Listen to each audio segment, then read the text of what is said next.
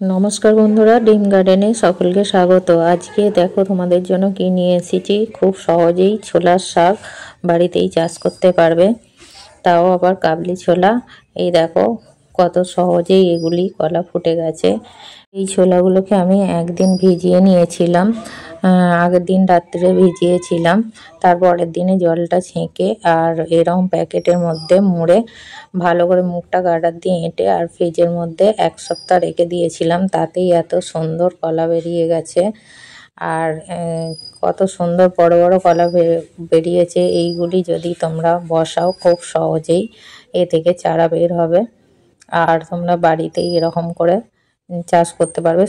ছোলার শাক খেতে পারবে বা ছোলা কাবলি ছোলা তৈরি করতে পারবে খুব সহজেই। দেখো বন্ধুরা কত সহজেই অঙ্কুর হয়ে গেছে, অঙ্কুরগুলো বড় বড় বেরিয়ে গেছে। আর এগুলি সহজেই আমরা চাষ করতে পারি টবে বা ক্যারেটে বা সিমেন্টের বস্তার মধ্যে।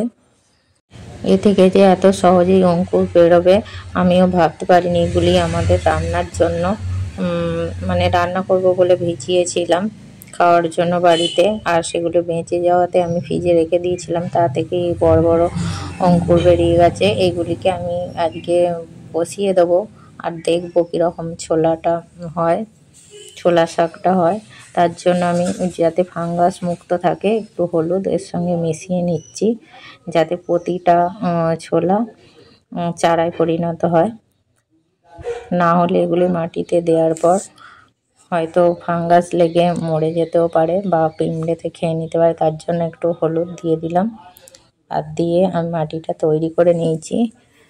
মাটি সমপরিমাণ মাটি আর ভার্মি কম্পোস্ট বা গোবর সার, আমি গোবর সার আর ধানের চিটা দিয়ে 3টেকে সমপরিমাণ দিয়ে মাটিটা তৈরি করে নিয়ে একটা বস্তার মধ্যে এইভাবে 1 বস্তা মাটিকে নিয়ে আরও ভরে দিয়ে ওপর থেকে বস্তাটাকে কেটে দিয়েছি। এইরকম অনেকটাই জায়গা পাওয়া যাবে একটা বস্তার মধ্যে বসালে, যাতে সব কটা ছোলা বসানো যায়। এইভাবে আঙুল দিয়ে আমি গর্ত গর্ত করে নিয়ে সব কটা ছোলাগুলোকে একটা একটা করে দিয়ে আর ওপর থেকে হালকা মাটির করে দিয়েছি, ছড়িয়ে দিয়েছি। আর ওপর থেকে হালকা করে জল দিয়ে দেব। দেখো বন্ধুরা সব ছোলাগুলো এইভাবে বসে দিয়েছি। দিয়ে দেওয়ার পর একটা বোতলের সাহায্যে হালকা করে জল দিতে হবে, না হলে ছোলাগুলো উপর থেকে বেরিয়ে যাবে আর ভালো চারা হবে না। আর আমি ঢাকা দিয়ে রেখে দেবো যতদিন না এগুলি চারায় পরিণত হয়। এগুলি আমি 8 দিন পর খুললাম, 8 দিন ঢাকা দিয়ে রেখে দিয়েছিলাম বস্তাটা। আর 8 দিন পর দেখো বন্ধুরা কত সুন্দর চারা বেরিয়ে গেছে, প্রতিটা ছোলা চারায় পরিণত হয়েছে।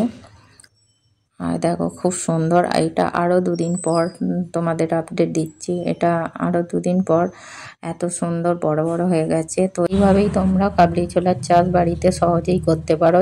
তো তেমন কিছু খাবার লাগে না, খালি ফুল সানলাইটে রাখলেই হবে।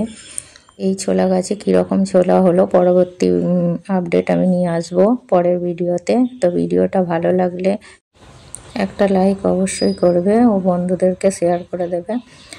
দেখা হচ্ছে নতুন কোনো ভিডিও নিয়ে। ততক্ষণ ভালো থাকবেন, সুস্থ থাকবেন। নমস্কার।